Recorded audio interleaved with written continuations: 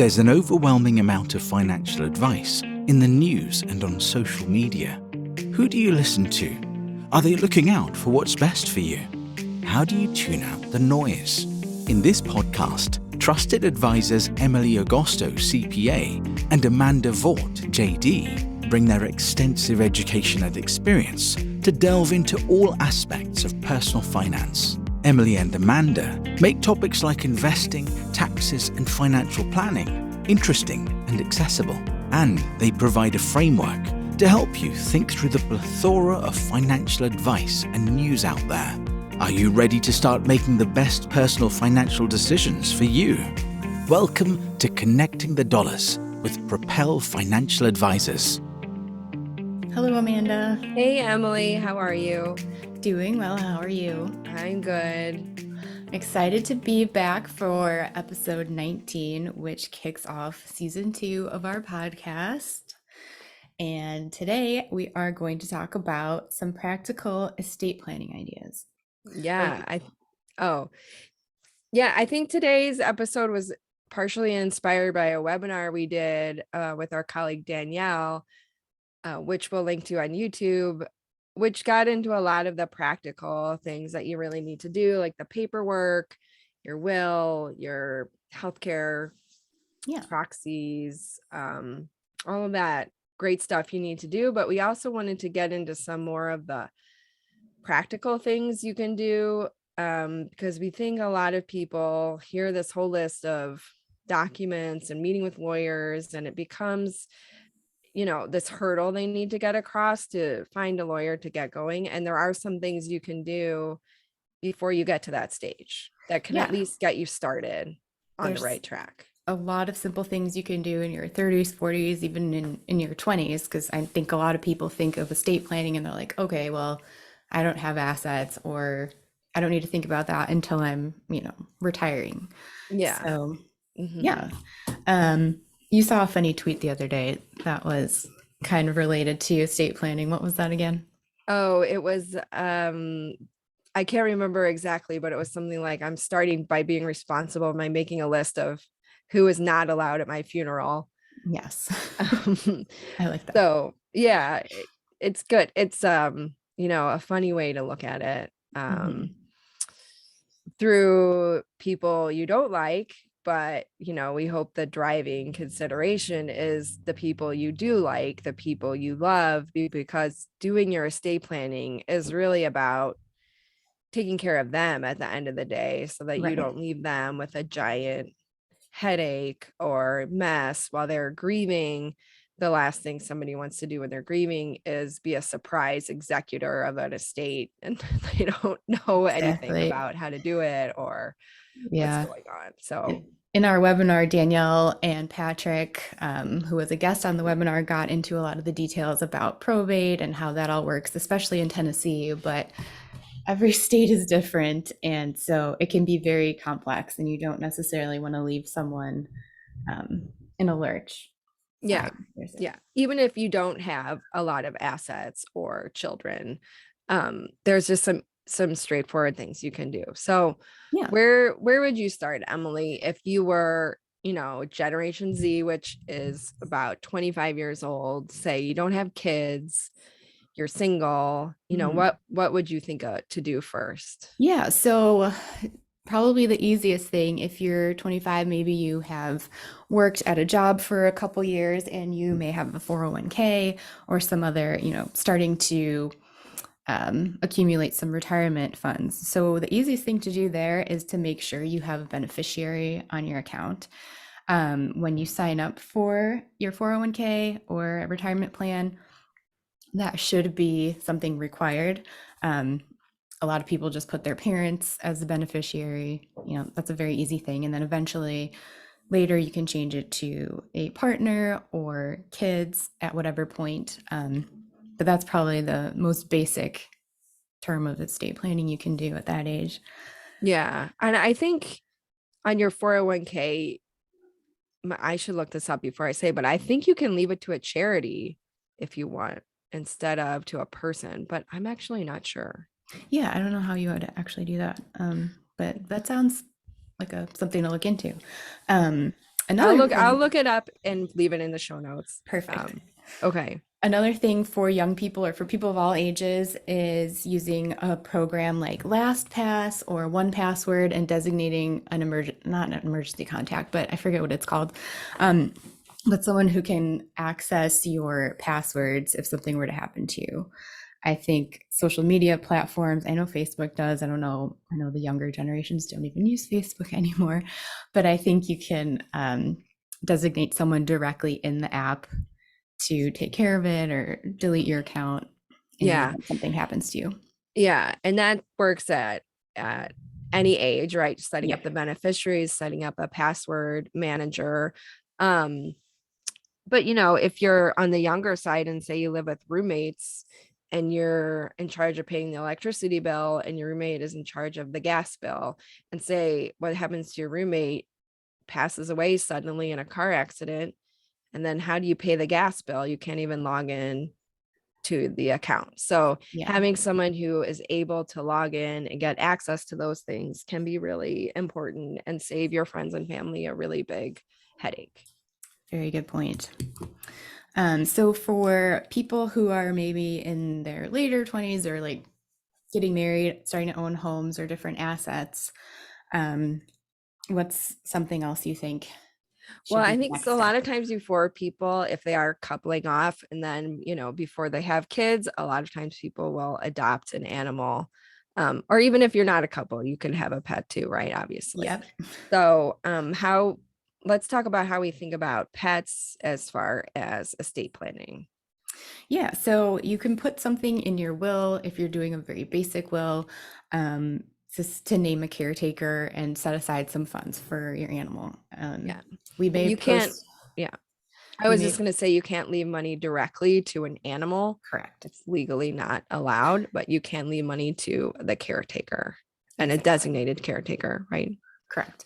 I mean, if you don't have it written in a will, maybe at least have a conversation with someone like a sibling or a family member, roommate, just to cover the bases there. I'm currently fostering a couple of cats, so that's been on my mind. Yeah. Yeah. And I don't know about you, but in our neighborhood, Facebook groups or next door, something you see posts like that periodically, like the owner died suddenly and Yeah. here is a cat that's up for adoption or a dog. And it's just, it kills your heart, right? To see this Yeah. animal looking so sad because they Mhm. just lost, their world pretty much. And now it's like, where does this animal go? Yeah. So making arrangements in advance can really help to take care of your loved animals as well. It's not just your family, right? So, Yeah. Exactly. or wasn't it Zsa Zsa Gabor who left like a millions and millions of dollars to her dogs? Something like that sounds familiar. Yes. Yeah. So it doesn't have to be that extreme, right? It can Right. just be basics. Exactly. This person agrees to care for this animal, and here's some extra money to help them buy pet food, that kind of Yeah. thing. Pay the vet bills. Yeah. Yeah. And then as you start to own homes, own or a home, own a car, or just have assets with a partner, some really easy things you can do. So personally, I have my own bank account. My husband has his own bank account, and we have a joint account as well. But so for retirement accounts, as we said, you can name a beneficiary. But for just basic checking accounts, savings accounts, and other taxable like investment accounts, you're not required to have a beneficiary. So instead, you can add a what's it called? Termination transfer. Sorry, transfer on death usually is the name of the form. So for my bank, it was really easy. I just logged in and I like put his information, put my husband's information on my account. So he's not a joint owner, but if something were to happen to me, he can access the account that's only owned by me. So that's a really simple thing you can do Yeah. Yeah. without having to pay a lawyer to do it. Yeah.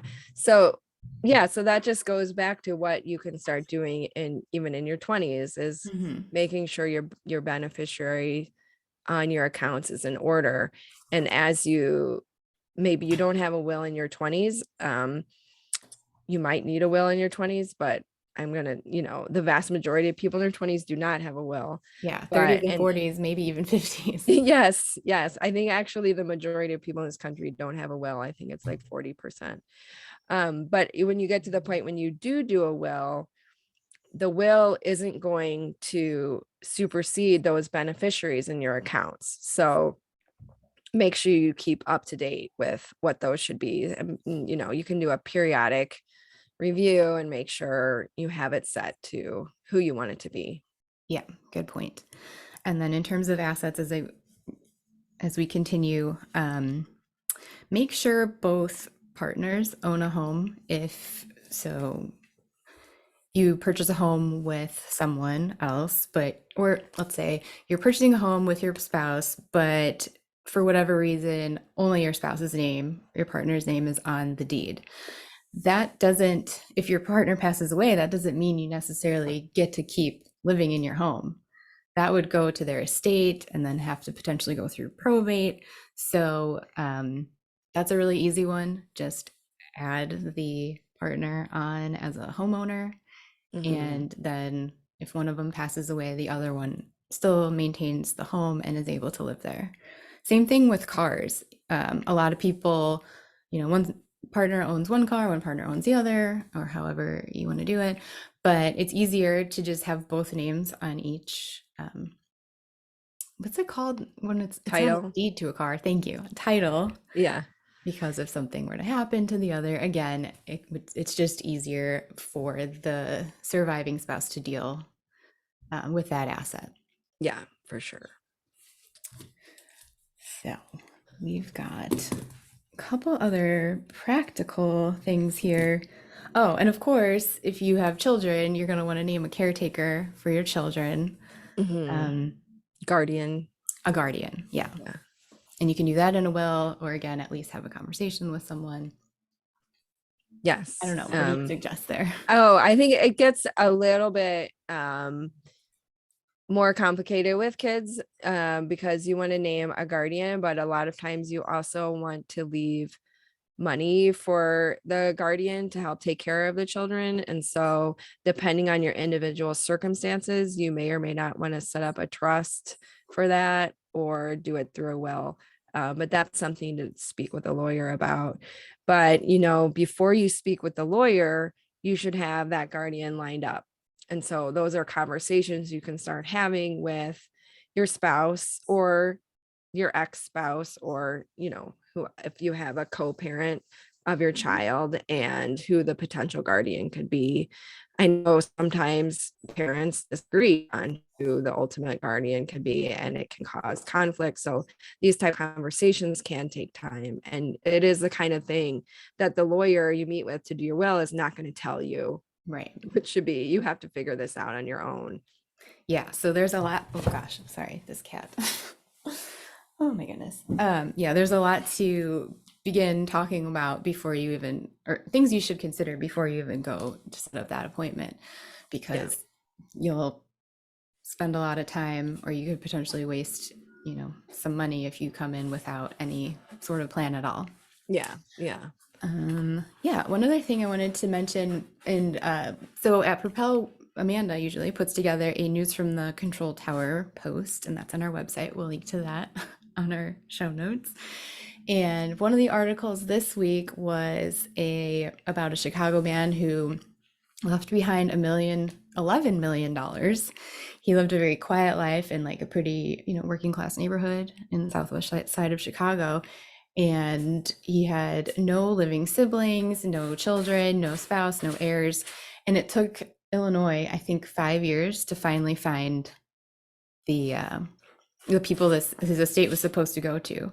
So he died But they with no split it will. among 60 different distant cousins or so. I can't remember exactly. 119 different relatives. Oh, wow. And a lot of them, relatives. yeah, didn't even know who he was. So, I mean, that's nice for them, but, will is not only to protect anyone, or not protect, but to be kind to your family, but also like to put your hard-earned money to something you care about. Like he could have donated it to a museum or some kind of cause that he cared about. So that was kind of a wild story. Yeah, isn't it? But I think that gets back to some of what we've talked about on this podcast in the past about being, um, sort of conscious of more with your spending and your finances and making financial plans. It's not about just saving the money. It's what do you want to do with that money? How do you want to live your life? Mhm. And I think somebody who dies with $11 million is not not really thinking about that too much, obviously. Yeah. But it's something you can do in advance, and you can think about, oh, if I am in the saving phase of my life and accumulating this money, why are you accumulating it? If you don't, take that next step, if you're not able to use it yourself because of a sudden horrible accident, what should what should happen with it? What do you think? Yeah. And these can be hard things to think about. I get Right. that, but think of it as a way of loving your loved ones and helping to take care of them. I think that can help some people get through to thinking about it. Oh, it's not about me, it's about taking care of my kids. It's about taking the burden off my husband if something happens, Exactly. or that type of thing, right? Hmm. So, Yep, for sure. So we will add a list of all of these things to our website. And of course, you can reach out if you have any questions. and I am gonna have a good checklist of to supplement the list of documents that you should be getting completed with your lawyer as well. Yes.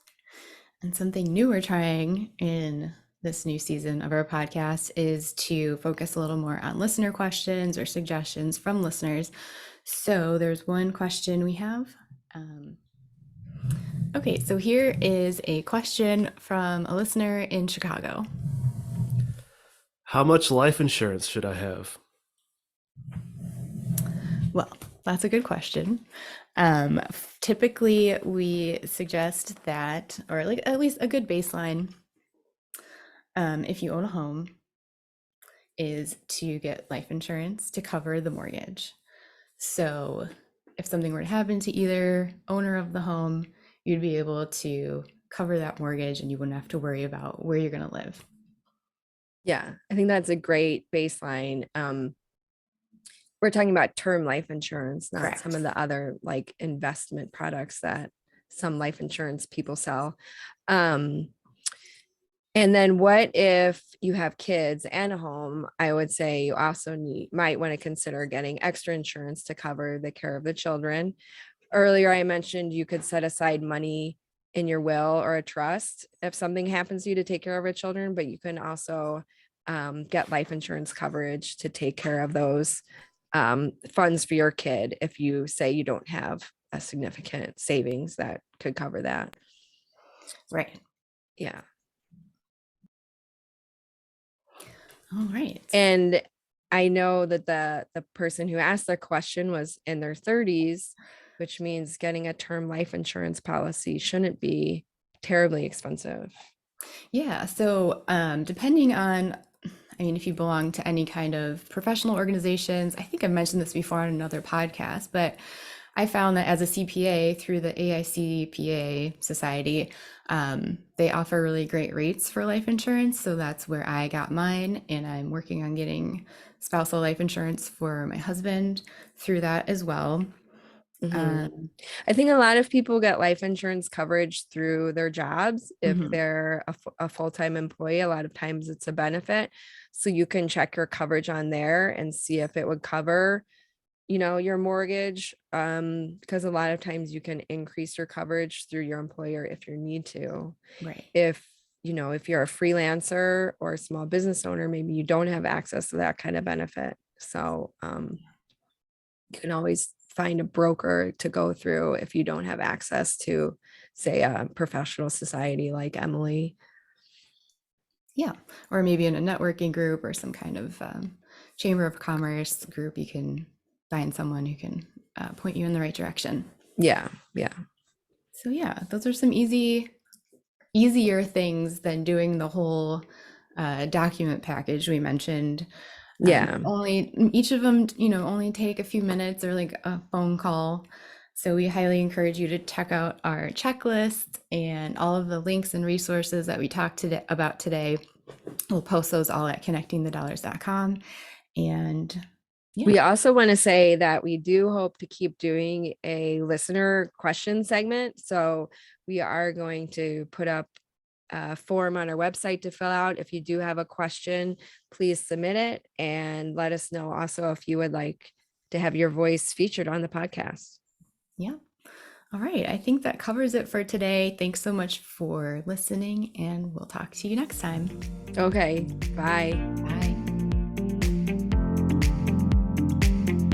That will do it for this episode of Connecting the Dollars. Nothing discussed in this episode should be considered legal, financial, or tax advice. If you like what you heard, please subscribe for more at Apple Podcasts or wherever you get your content. When you do, please give us a rating and a review.